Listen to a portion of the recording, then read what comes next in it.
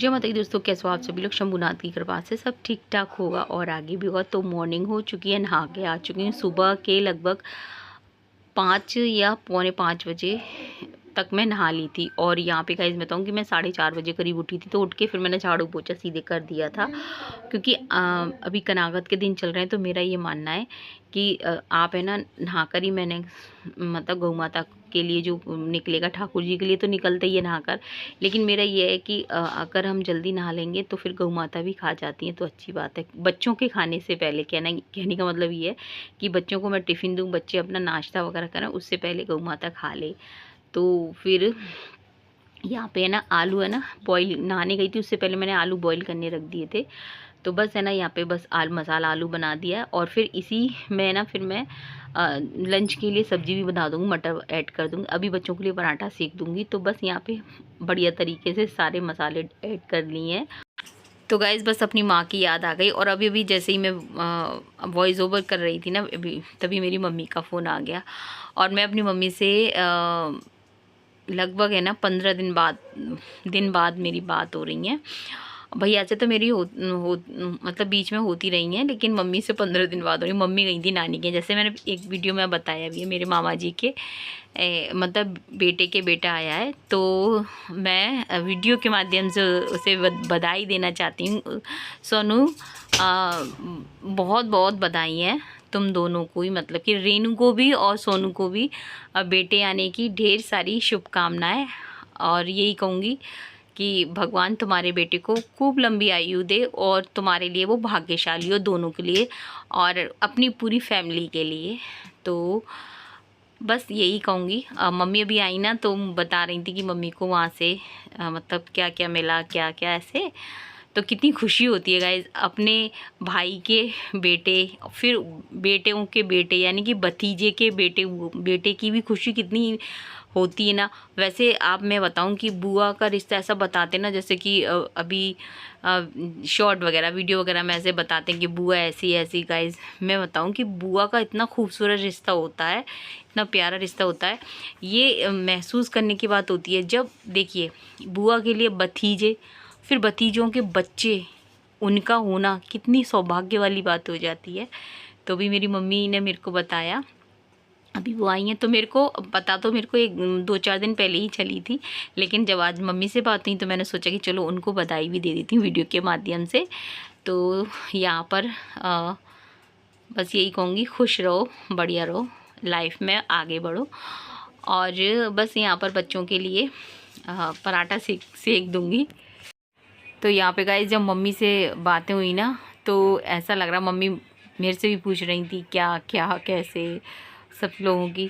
तो देखिए गाइस कितनी बड़ी बात होती है, लड़कियां शादी के बाद अपने माँ बाप से मतलब अपने माँ बाप से दूर रहती हैं, परिवार से दूर रहती हैं। और कभी देखा है कि अनमैरिड लड़कियां अपने माँ बाप से एक दिन भी अपनी माँ से दूर रह सकती हैं? कभी नहीं रह सकती। मैं तो बिल्कुल नहीं रहती थी।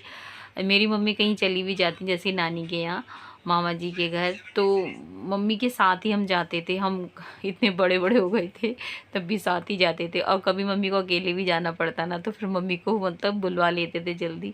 और आज देखो मम्मी से 15 दिन बाद मेरी बात हुई ना, कि लड़कियां, मैं बताऊं लड़कियां बहुत स्ट्रांग होती हैं। वरना आप बता दीजिए, लड़कों को बोल दीजिए कि तुम अपने माँ बाप से, परिवार से मतलब बिना बात किए रह सकते हैं? कोई नहीं रह सकते। एक महिला ही होती है जो अपने परिवार से बिना बात किए भी वो रह लेती है सब कुछ अपनी माँ से। तो मैं बताऊंगा इसकी, लड़कियां बहुत स्ट्रांग होती हैं।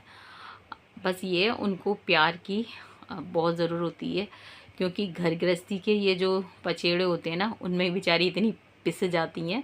ये समझना भी बहुत ज़रूरी होता है, ये कम होता है गाइस। वरना आप बताइए, सुबह से लेके शाम तक के कितने अनगिनत काम होते हैं। अगर आप काम वाले को रखोगे ना, तो आप तनख्वाह भी नहीं दे पाओगे। आपकी सारी सैलरी जो भी कमाते हो ना, वो सब उन्हीं में चली जाएगी।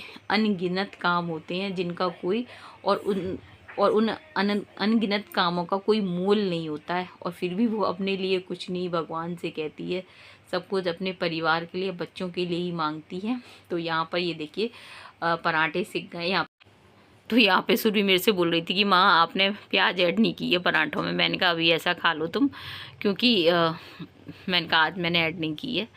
आज क्या, मैं सुबह मॉर्निंग में ना थोड़ा बचना चाहती हूँ प्याज वगैरह से, सच बात बताऊँगा इस, क्योंकि मेरे ठाकुर जी का भोग बनता है। वैसे मैंने पराठा ठाकुर जी के लिए बना के रख दिया है। अभी ये लोग आ गए थे और एक पराठा मैंने सेक के, गऊ माता आ गई थी उसे खिला दिया था। मैंने कहा बच्चे खाएं उससे पहले गऊ माता खा जाए, तो वो खा गई थी। अभी ठाकुर जी को भोग लगाना, वो पराठा मैंने रख दिया है। इतनी सारी मैं आपसे बातें कर देती हूँ गाइस, आपको कुछ समझ में आता है कि या नहीं?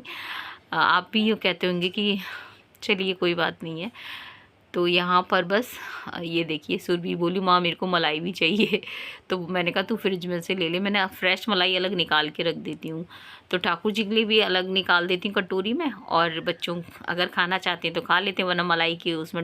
और यहाँ पे फिर बच्चे स्कूल चले गए थे, उसके बाद है ना पूजा की थी गाइज मैंने, और पूजा करने के बाद फिर कपड़े वगैरह थे वो सारे निकाले थे मैंने। थक गई मैं, अभी बैठ गई हूँ। बच्चे लोग चले गए स्कूल, नल भी आ चुके, नल भी गए, कपड़े भी निकाल दिए मैंने जितने कपड़े थे। अभी मैं थक चुकी हूँ, मैं बैठ गई। फिर मैं फेसबुक पे अपना ब्लॉग देखने लग रही थी। फिर मैंने, क्योंकि ब्लॉग मैं अपना फेसबुक पे ही देखती हूँ, लगे लगे थकान सी हो जाती है। आजकल एक एड़ी, जैसे कि थोड़ी देर बैठो ना तो एड़ी में दर्द होने लगता है।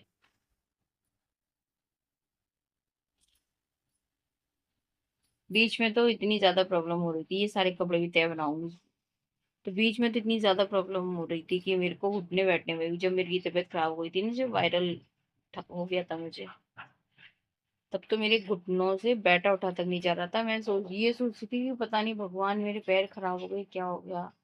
फिर मैं खुद से ही मैंने कुछ एक्सरसाइज की, कमर की, पैर की, तो मतलब कुछ टाइम भी, फिर मैंने दूध वगैरह भी मैं डेली रेगुलर लेने लगी थी, तो फिर मेरे को थोड़ा सा आराम मिला।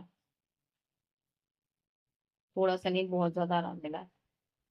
कितना भी करो काम का प्रेशर हो जाता है, थकान तो हो ही जाती है। अब चाहे,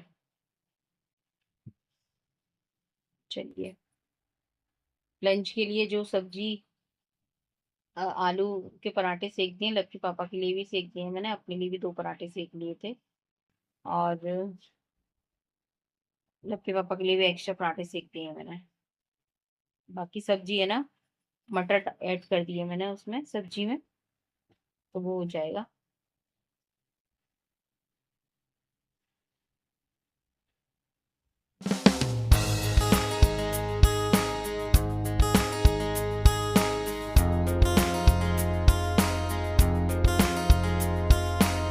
और यहाँ पे आपसे अब मिल रहे हैं, मैं बताऊँ, नाइट में 10:30 बजे का टाइम है। यहाँ पे सुरभि को है ना मीठे वाला चीला खाना था। कल मैंने बनाया था, ठाकुर जी के लिए बनाया था ना, तो उसको ये था कि माँ बहुत टेस्टी लगा था, क्योंकि बाद में एक चीला सुरभि ने अपने लिए बना लिया था उसमें से जो पेस्ट था ना। तो सुरभि को बोला कि नहीं माँ मेरे को खाना है, तो फिर है ना मैंने कहा चलो। तो यहाँ पे ना फिर नाइट में मैंने उसके लिए क्या, फिर सबके लिए बनाए थे, मम्मी के लिए भी बनाए थे, लक्की पापा ले गए थे, फिर हम सब लोगों ने खाया था। हमारा खाना गाइस मैं बताऊँ कि लेट हो जाता कितना भी करो हम, क्योंकि है ना लक्की पापा आते हैं ना डेयरी से, तभी फिर खाना पीना होता है। ये देखिए बैटर रखा हुआ है, तो ये बस सीख रहे थे। तो यहाँ पर गर्मा गर्म चीले इतने टेस्टी लग रहे थे, मतलब जो मीठा डाला था ना एकदम लाइट डाला था। और अब मिल रही हूँ आपसे मॉर्निंग में, यानी कि ये आज ही का वीडियो मॉर्निंग का। यहाँ पे ये देखिए गोभी आलू, गोभी आलू नहीं है, गोभी कट करके रख लिए, प्याज भी कट करके रख लिए यहाँ पर। और ये चॉपर में भी इसे चॉप करूँगी, और मैंने ना किचन में ही कट करके रख ली थी, क्योंकि बच्चे सो रहे थे रूम में, और झाड़ू पोछा सब कुछ हो चुका है। सुबह का मॉर्निंग का है ये, और क्योंकि कनागा चल रहा है ना तो जल्दी उठ जाती हूँ। यहाँ पे दूध बॉईल होना है, और मैंने अपने लिए चाय बना के मैंने पी ली थी। और ये देखिए मूंग की दाल, आज बच्चों को है ना मूंग की दाल के मतलब पराठे देने हैं स्कूल में, उनका लंच जो जाएगा मूंग की दाल का। तो फिर मैंने सोचा कि ठाकुर जी का भोग भी मूंग दाल पराठे का ही बनाऊंगी। तो प्याज वगैरह तो बाद में ऐड करूंगी, पहले तो है ना ठाकुर जी का और बच्चों का लंच बना दूंगी, उसके बाद फिर प्याज ऐड कर दूंगी। तो यहाँ पर ये कई बार मैंने धो ली थी, 3-4 बार धो ली थी, लेकिन छिलके नहीं निकालूंगी इनको, छिलके के साथ में ही मैं मतलब पीस दूंगी। मिक्सर में। और ये देखिए चाय का हो रखा हुआ है, मैंने अपनी लाइक बना ली थी। तो अभी तो बच्चे, मैं बताऊँ इस टाइम तक अभी बच्चे सो रहे हैं, लगभग है ना 5:30 पौने 6 का टाइम होगा। बच्चों को 6 सवा 6 बजे उठाती हूँ मैं। तो उसके बाद फिर, क्योंकि बच्चे ना पौने 8 बजे करीब जा रहे हैं। तो यहाँ पर ये देखिए निकाल दूँगी छिलके, फिर भी बहुत निकल रहे हैं, लेकिन है ना पूरा छिलके नहीं निकालूंगी मैं। तो फिर उसके बाद है ना जो मेरा डब्बा रहता है फ्रेश पानी से, उससे धो देती हूँ, मतलब 2 बार टंकी के पानी से, फिर 1 बार या 2 बार फिर ये जो मेरा पानी रखा होता है मैं उससे धुल देती हूँ। तो यहाँ पर पराठा बनाया जाएगा गाइज़, मैं बताऊँ। और आज जब वीडियो की वॉइस ओवर कर रही ना मैं, लेकिन वाकई में इतने टेस्टी बने थे ये मूंग दाल के पराठे, जो कि कल के व्लॉग में आपके साथ शेयर करूँगी। बहुत ज़्यादा टेस्टी बने थे। और मैं आपको बताऊँ कि मैंने फ़र्स्ट टाइम बनाया मूंग दाल पराठा, मैं आपको सच बात बताऊँ।